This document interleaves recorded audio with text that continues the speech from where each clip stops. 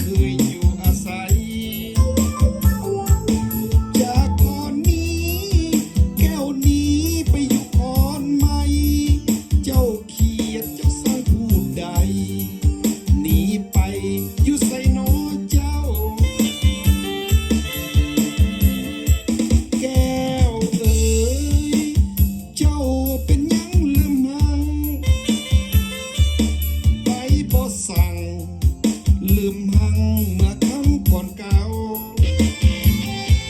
เขียดให้ไผมองใจอันใดหนอเจ้าหรือมีไม่แล้วหนอเฮาน้องเจ้าแม่สาลิกา